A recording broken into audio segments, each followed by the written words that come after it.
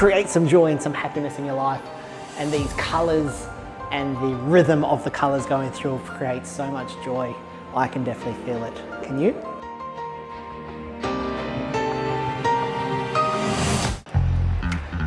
Hello and welcome back to another episode of 5 Minutes from Flinders. We are back in the city of Melbourne and we are going to head to our left this time. And it's such a beautiful day, I've decided we're going to walk.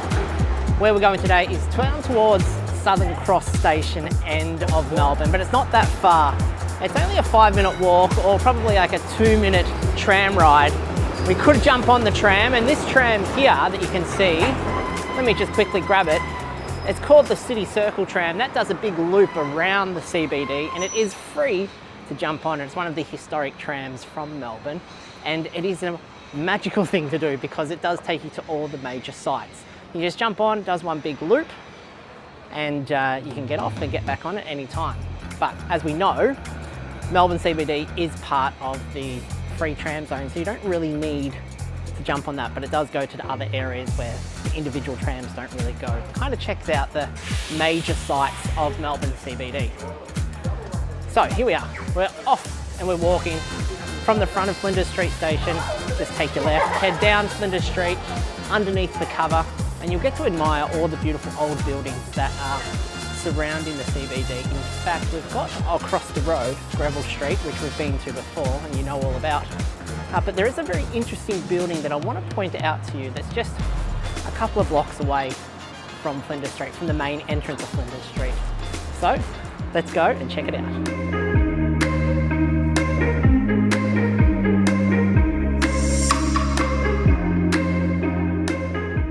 As you walk down Flinders Street along Flinders Street Station, you come to probably the busiest pedestrian crossing here in the city of Melbourne, and that's the one that's behind me. It's Elizabeth Street and Flinders Street, and in the peak times, which is not now because I'm here in the morning, but in the peak times of early morning work rush and then after work rush, this is chock-a-block full of people getting home by coming across to Flinders Street Station.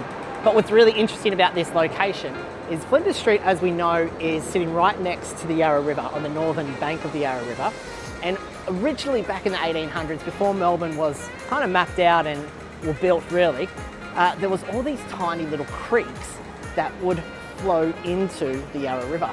And there's actually a creek that sits underneath Elizabeth Street. It starts in the northern parts of Melbourne, on the northern parts of the city up the other end, and it comes down under the actual road and the structure into the Yarra River. It's really interesting is not that long ago, I think it was in the 70s, I'll have to check it, but not that long ago, this whole area of Melbourne flooded. And I mean flooded. Cars were flooded, everything was flooded. It was like a tidal river flowing down Elizabeth Street, down into the actual train station. It caused absolute chaos all throughout the city. And it's this little, it's 2 minutes away from the entry point to Flinders Street Station.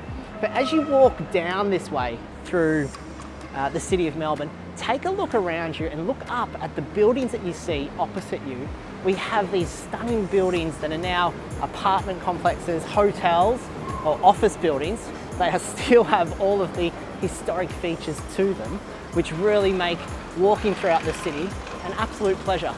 Like this one here behind me, built in 1908.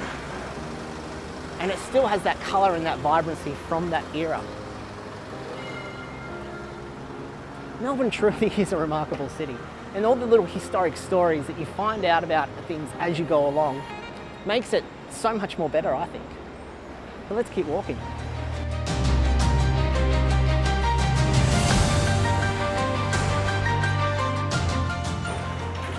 These beautiful buildings that you can see behind me that sit along Flinders Street and also back onto the Yarra River. They're very, I guess there's a real sense of beauty about them. There's a history about them.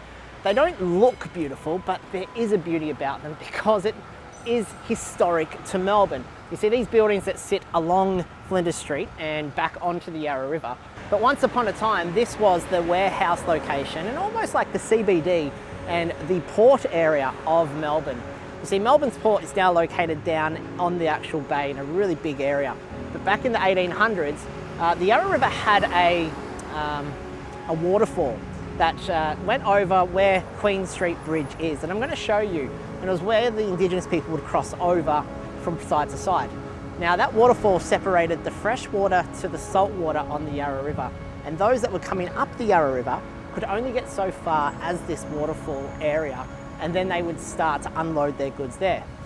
Over time, the waterfall was removed and you could get further up the Yarra River, and then these warehouses and storehouses were built so then people could bring their goods in and store them here. And that's a little history for you. But what's really interesting is across the road we have this beautiful building that is blue and white, and it has these male structures on it, or male figurines on it, that are standing there smoking a cigarette. It's called Fletcher Jones, and it's a trouser shop, or it's a men's wear shop. It's on the corner of Queen Street and Flinders Street. And I wouldn't even know what type of architecture it is, but it's great to see because it's like a nod back to where we've come from over time. But let's keep going. We're nearly at our first stop. If you wanted to catch the tram, you could have caught the tram and you get off here, just behind me. And it's on the corner basically of Flinders Street. Market Street is the corner that you're going to get off. I think it's like 2 stops. Maybe? No, I think it's only 1 stop down from Flinders Street, but why catch the tram when you could just stroll down and walk and check out the marvellous buildings as you do it? But you're going to get off there and you're going to cross over towards the Yarra River, which is going to take us to our first location. However, before we get there, it's very important that you stop and you marvel at this beautiful building that was once the Customs House of Melbourne, and it is now the home to the Immigration Museum.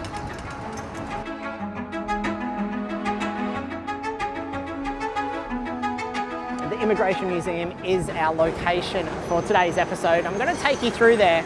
It's not a free museum, you do have to pay. It's only $15 to get in, but the history of the building itself is magnificent. But before I tell you about the history, you're going to head towards the Yarra River, and I'm going to take you to the landing point, or an area that's called Enterprise Park, and it is the landing point of John Pascoe Fawkner when he got here in August 1835. Well, his men got here, he was still in Launceston, but it's where the first settlers really came, and they got off onto the northern parts of the Yarra River on the northern bank, and they started to build the most livable city in the world.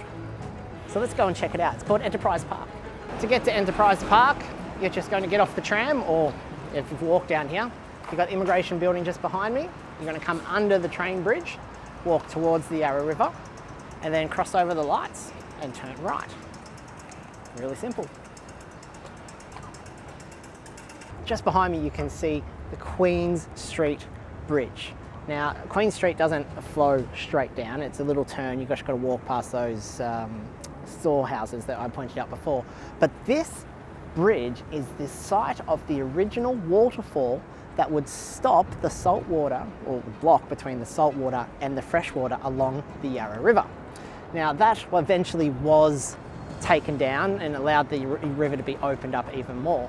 But that was the crossing point that the Indigenous people would use to get from the North Bank to the South Bank. Allegedly, that's the story. This bridge was built in 1889, but where I'm standing at the moment is called Enterprize Wharf. This was where the schooner, the Enterprise, which was a boat owned by John Pascoe Fawkner, and came up the Yarra River after John Batman had come here, and that's another story. John Pascoe Fawkner sent his men up here from Launceston. They got here on the 29th of August in 1835, and then within one day they started to unload all of their goods onto the northern bank, and so began the city of Melbourne. Now these guys, there was 7 that were left behind. The Enterprise eventually went back to Launceston. Now of those 7, there were Captain John Lancy, George Evans, Evan Evans, we had James Gilbert and his wife Mary Gilbert, we had Thomas Morgan, and we had Charles Wise. Now, interestingly, Mary Gilbert, she was the only woman in the group, and later was the first woman to give birth to a first European child here in the new settlement of Melbourne. Isn't that just absolutely amazing? You could imagine how hard it was for poor Mary to give birth here in this new settlement.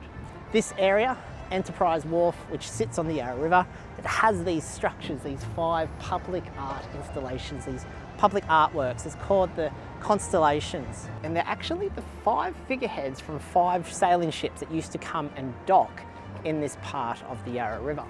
It's great to see, and it does sort of give a nod back to the early settlement period, and it's really interesting. I mean, you could just imagine the ships coming up the Yarra River here into this new settlement. It's hard to picture this is just empty space and nothing here. And to think this was only within the last 200 years when Melbourne was nothing. There was nothing here. Well, apart from the Indigenous people that lived here for thousands of years.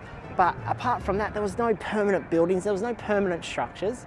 There was nothing. Who knew what Melbourne was going to become? It's just a crazy thing to think about. And here we are in the most livable city in the world, and we have these nod backs to its historical past. It's just so great to see. And people walk past these every single day. They don't realise that they're here, or they don't actually acknowledge them for being here or what their purpose was for.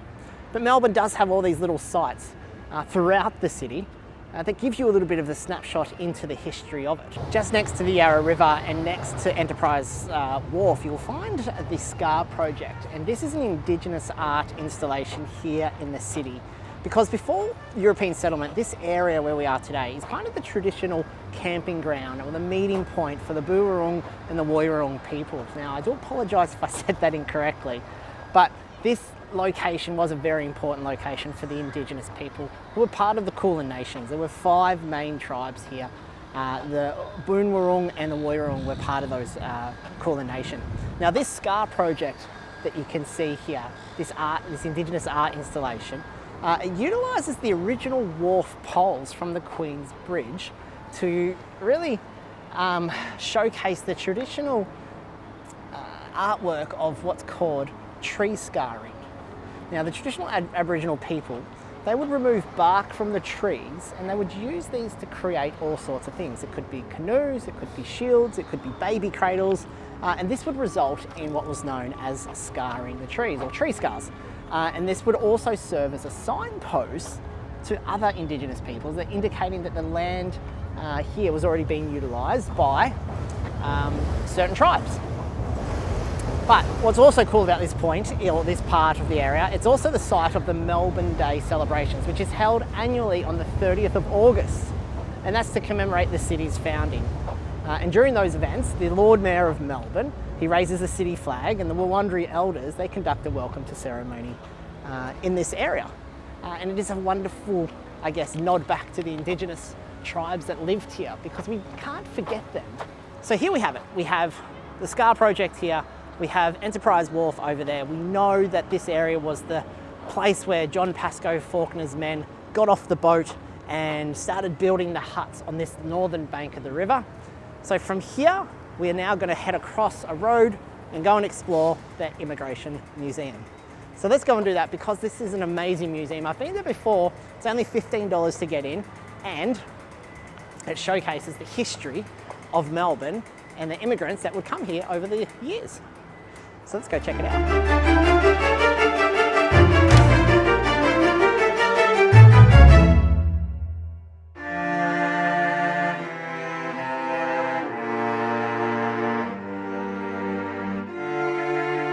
The Immigration Building is housed in the old Customs House building that would serve as the place where people would come and report, pay their duties and their taxes when Melbourne was still building as a new colony back in the 1800s.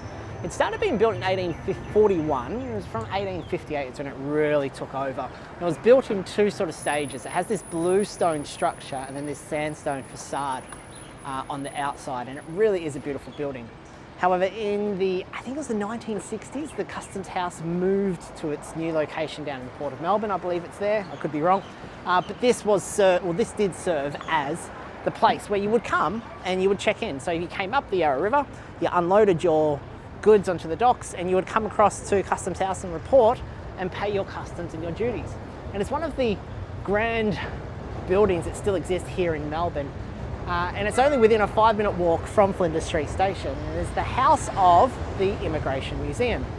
Now, Immigration Museum, it's $15 to go to. Highly recommend you check it out. It's still got all of its beautiful old grand ballrooms, or not ballrooms, but rooms that were used by the customs officials. And we're going to go in and check it out. So let's go and check out the Immigration Museum.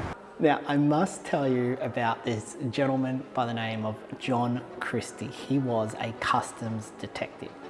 Now, John Christie, he was born in 1845 in Scotland and came out to Australia at the age of 18. Okay, he came out to Melbourne, really just to try his luck in the world. And he worked in the goldfields for a little while, but he made more money in the boxing ring. So he was a bit of a fighter.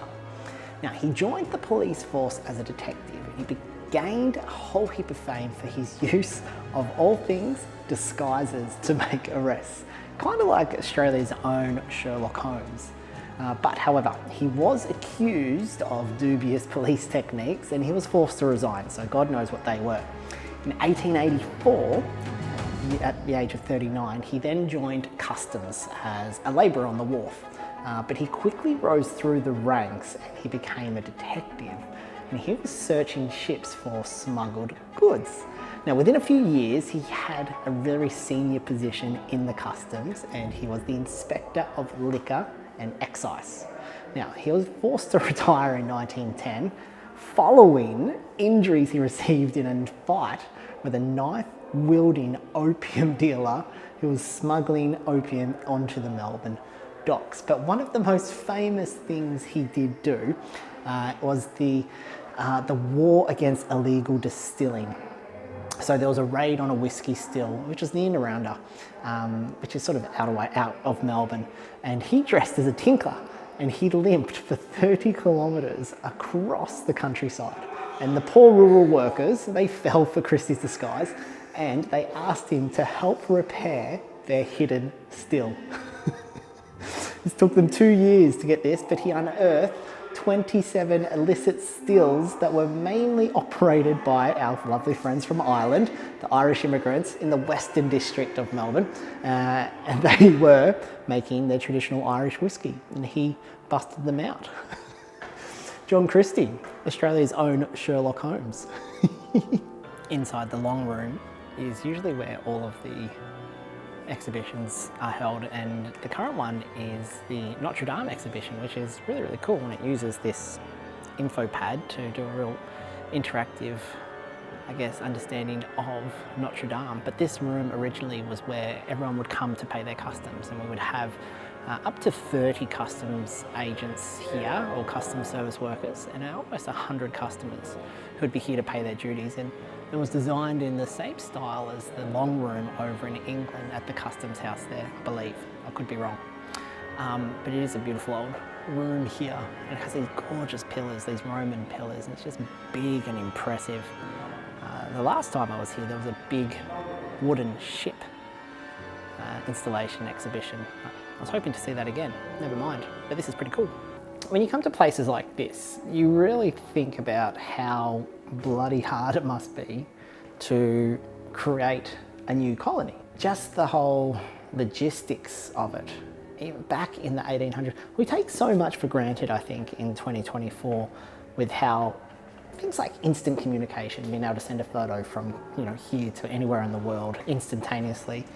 And these guys are trying to move people from one nation to another and trying to do it in a roundabout way, and that it's correct and it's right, and all the challenges that they must face. And then you think about all the people that had to immigrate over to this new colony or this new area, not even when it was in a colonial period, but even after that. You tend to not think about that just in your everyday life. But here, when you come and visit places like this, and you see things like the policies that were being implemented by the British Parliament, like back in 1850. It says here, in 1850, the British Parliament allowed the creation of 3 new self-governing colonies: South Australia, Tasmania, Victoria. So this, New South Wales was already established. In 1855, Victoria passed Australia's first Immigration Act, the act to regulate the residence of the Chinese population in Victoria. This was the first of many acts to restrict immigrants from specific countries. There's so many things wrong with that in today's age, but back in the time of the 1800s, I mean, they're just doing what they know, don't they? I love visiting museums. I think they're so cool. And learning. You see, I ask a lot of questions. It's just a shame there's no one here for me to ask. So that means I have to read a lot. Visiting these types of museums is really, really cool because it makes you think about how hard it was to, I guess, create an area or a place like Australia, create this new country, this new colony back in the 1800s, and then the challenges that all those immigrants had to face when they decided that they were coming out to Australia, or those maybe they didn't decide at all, they were forced to flee for whatever reason. It makes you just stop and think about this because day in, day out, when we're just going through life, we don't think about the challenges that other people face. I really think it's great to visit these places. What I've just learned here, which I probably should have known already because I've been doing so much research on Melbourne, but the word, or the township of Melbourne, the Indigenous people had two different names for it. We have Naarm, which is very widely known, and that's from the Woiwurrung people, but the Boonwurrung people, in their language, they would call it Birrarunga. Now, for some reason, I've never heard of Birrarunga. Yeah, there you go, it's pretty cool. But this whole building, throughout the different rooms, there's all these little installations, and I've come into the first one, which is kind of like the timeline of Melbourne, which goes all the way back to pre-settlement. It actually goes back to prehistoric times as well. But there's all these little, I guess, timelines and boards, picture boards about these important events throughout Melbourne's history, and it gives you a really good snapshot of what Melbourne was like at that time, and I guess the challenges that were being faced by the people who were immigrating into this great city. So it's 2 levels. Actually, it's 3 levels. You've got the entry level, and there's like a little discovery and historical part there. And there's a cafe downstairs, and the first level was where that exhibition was that we just went through. Now I'm up on the 3rd level, and the exhibition is all about joy. So let's go and discover joy.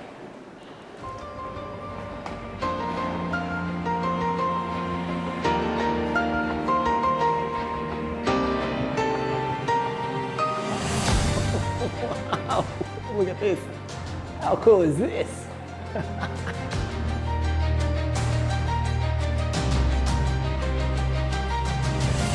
Oh my God, I found it. I have found the joy generator. This, my friends, is a joy generator, and it lives inside every single one of us, and it is there when you need some joy, to create some joy and some happiness in your life. And these colours and the rhythm of the colours going through creates so much joy. I can definitely feel it. Can you? This whole building is just full of so many different exhibitions. You really need to come and check it out. There's just so much to see and do here and to learn, and it's always changing. You come through the different building rooms, or you come through the different rooms and you find and discover another exhibition. Like this one here, this is brilliant, this is fantastic. This is a celebration of people that work in the garment industry, I think. I don't know, I've got no idea, let's check it out. How cool is this? Step back in time to the 90s, early 2000s to a video shop. One of my first jobs was in a video shop. It was called Movie World. It was in East Geelong, and I absolutely loved it because I could hire for free. I got rentals for free. I actually got fired from that job, believe it or not. However, this little installation for joy really does bring back joy for me specifically. This is really cool. Got all of these old movies on display from VHSs and DVDs, but most of them are VHS. Things that, I mean, how good was the video shop back in the day? You'd get your 10 for $10, and you'd go there on a Friday night and you'd get all your movies for the weekend, and you'd plan your weekend of what you're going to watch and when.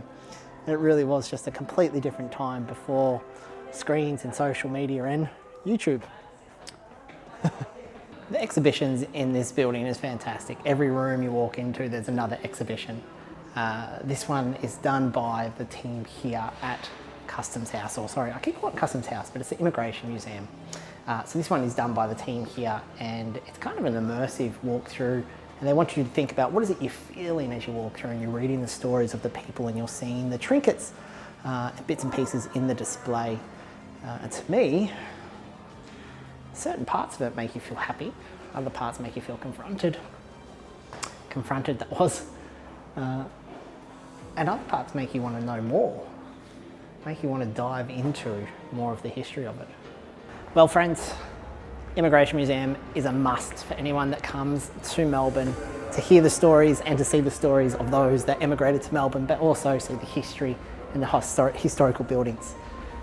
So I hope you enjoyed this episode, and it's time for me to head back in the city and find some lunch. So I will see you next time on 5 Minutes from Flinders.